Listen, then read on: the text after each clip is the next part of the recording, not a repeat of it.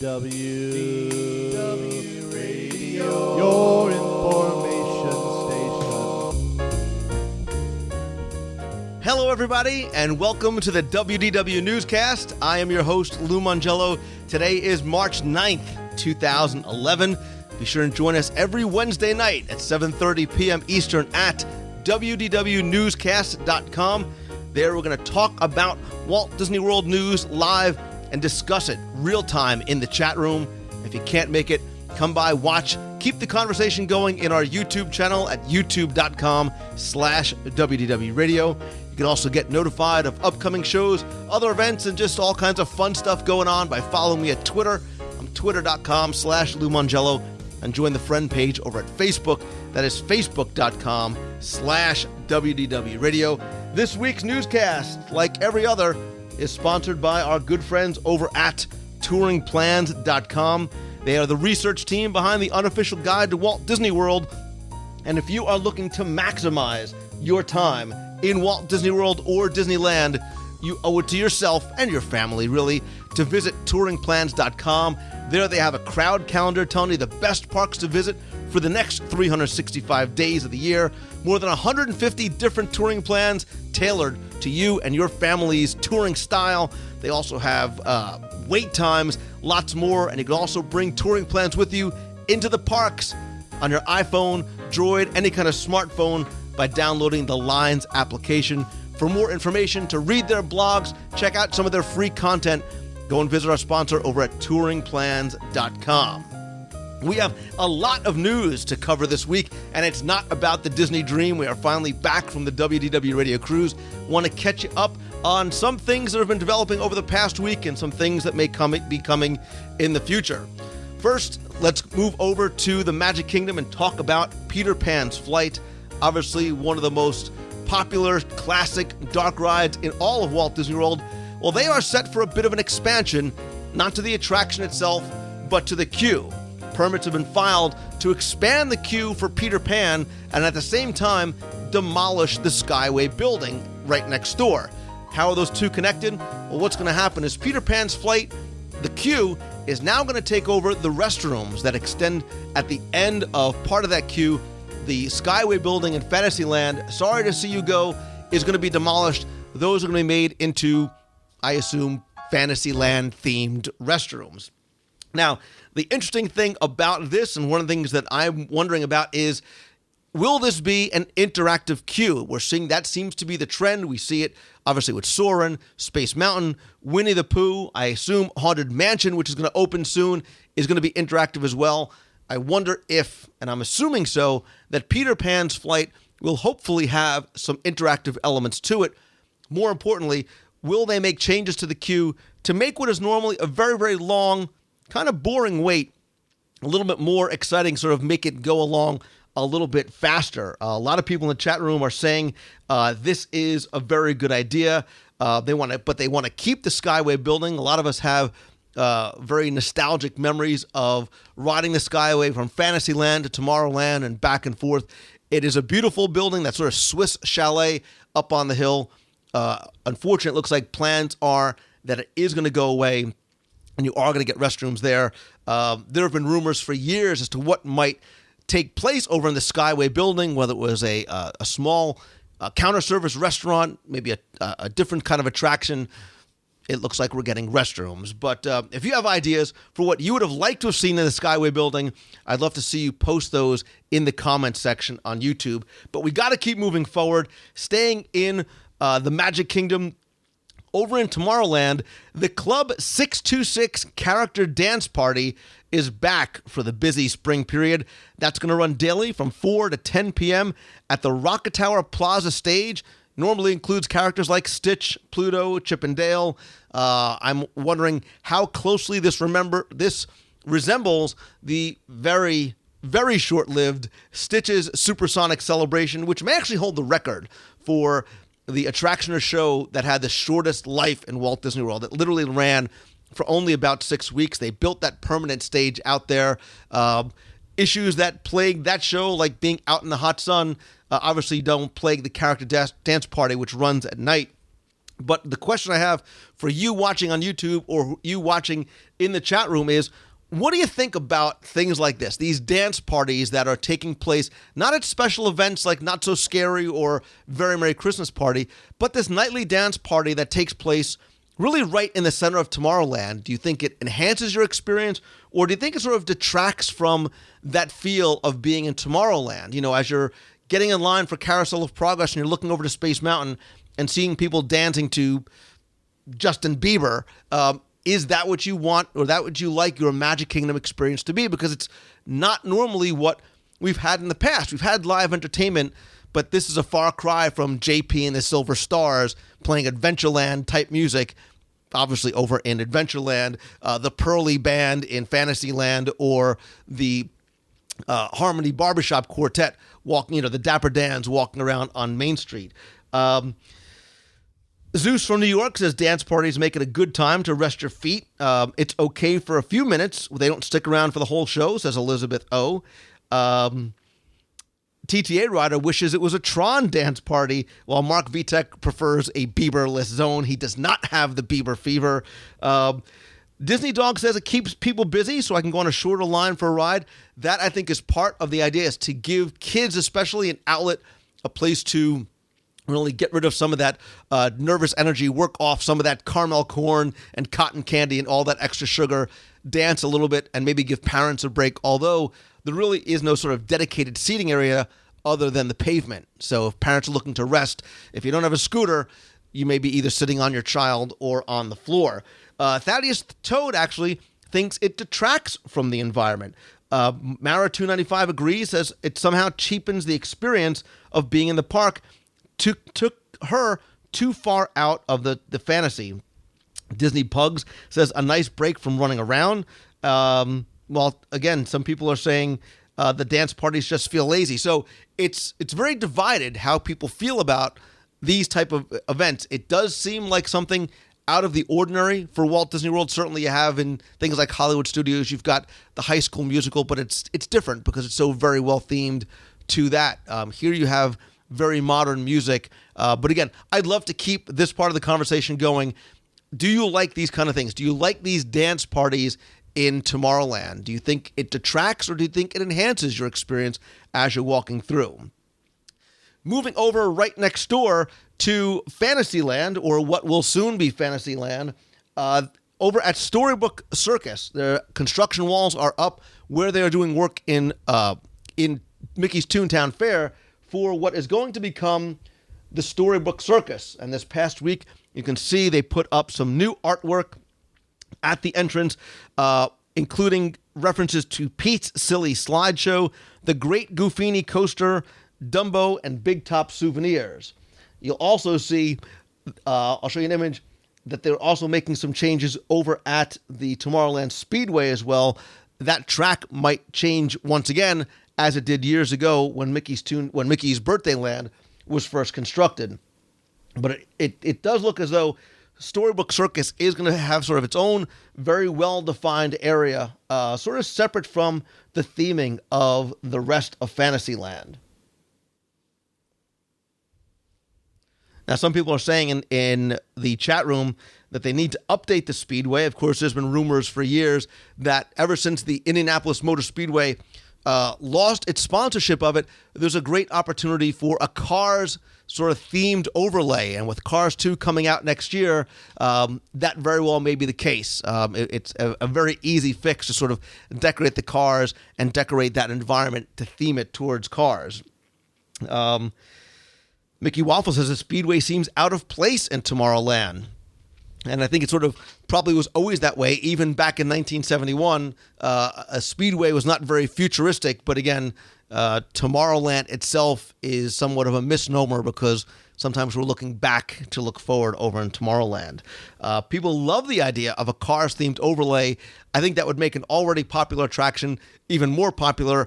And oh, by the way, great possibility for merchandise kiosks right outside, like the small one that they have out there.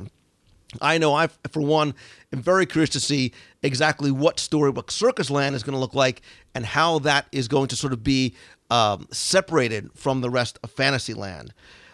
One bit of upsetting news for those of you that do miss Mickey's Toontown Fair.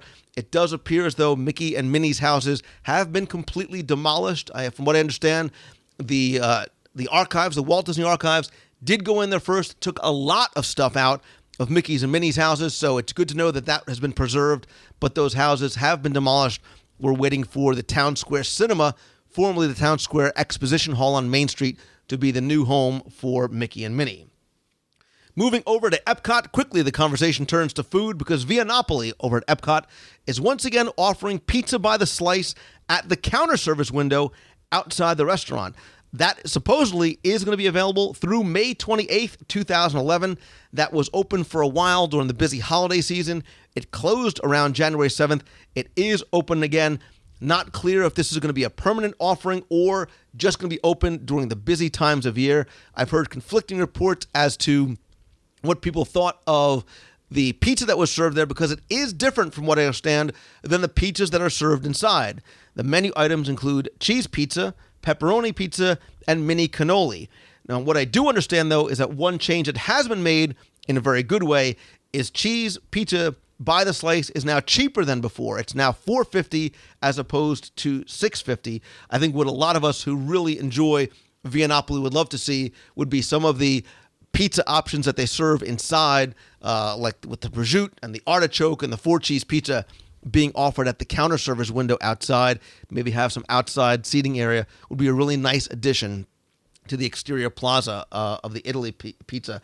A lot of people are saying they like the idea. They want a slice for those not wanting to sit down. Herbert said it should always be open. I agree. I love having for all the pavilions, these quick service options. One thing that Italy has never had is a quick service option outside. So if you don't want a full sit-down meal, your kids just want to grab a slice of pizza, you can get it, sit, get something to drink, and be on your way. I think some of the best food in World Showcase actually takes place in those counter service restaurants. Tangerine Cafe, Summerfest over in Germany, as well as Yakitori House over in Japan. Those are some of my favorite places to eat.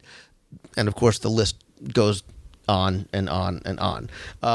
If anybody has tried the pizza at the Via Napoli counter service restaurant, I'd love for you to comment either in the chat room here tonight or in the comment section. Let me know what you think and maybe how it compares to the pizza that's served inside.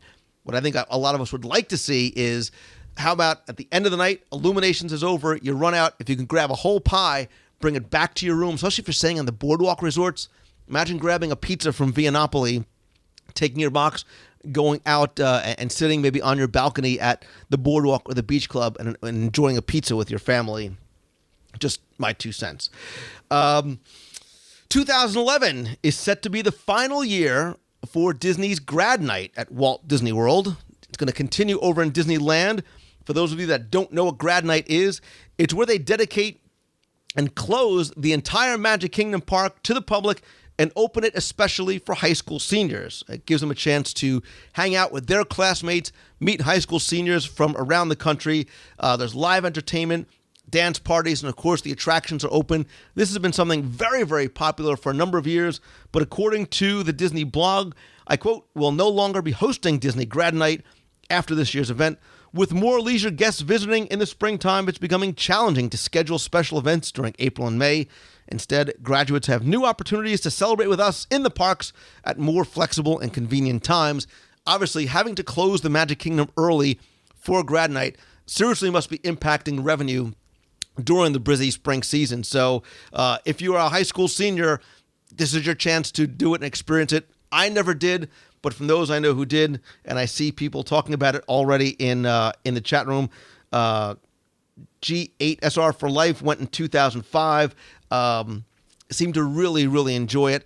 People are wondering if they're going to move it over to another park, maybe another park in Walt Disney World, maybe like Disney's Hollywood Studios. Maybe that might be a good sort of rollover location for it. A couple of people are upset. WDW 2011 said 2 years away and now I can't go.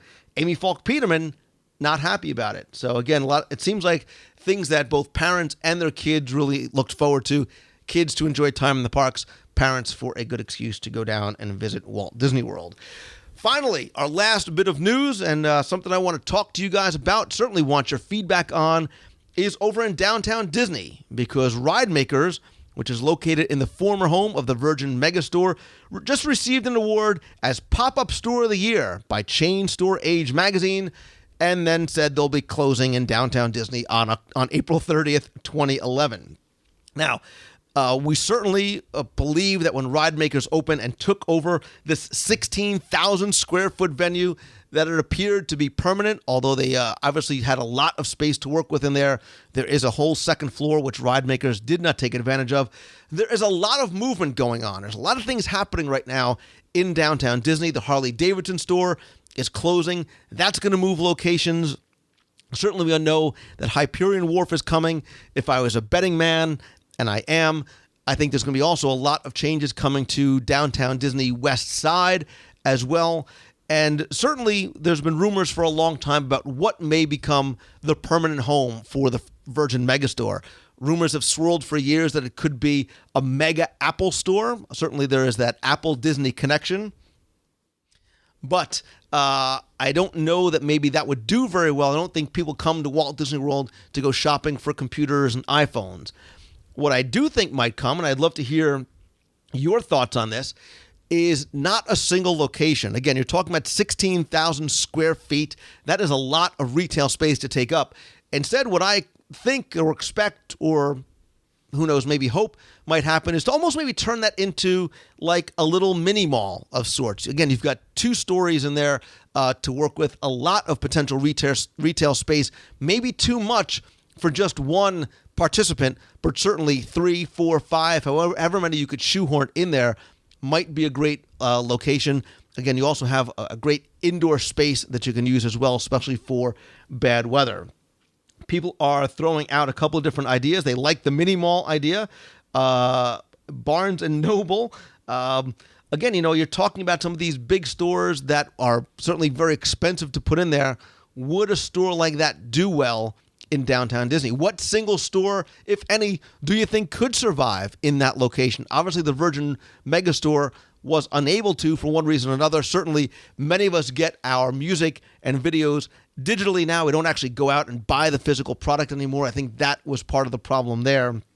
Lasix is saying a Walmart. That might be a little bit too small for that. And again, you have to think about the type of venue that downtown Disney and what Hyperion Wharf is going to bring there. It's going to be a nighttime entertainment district. So it's not going to be a place, I think, that people are going to go because they need to run to Walgreens and get deodorant.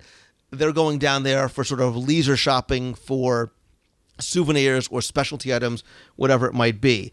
DBTN 1971, as well as Rooster to Be, said bowling is an option. Now remember, bowling was supposed to open this year over at Disney's Wide World of Sports. They were going to have a championship level bowling alley opening there. That project was also pushed back. They announced that, I believe, maybe 2 years ago.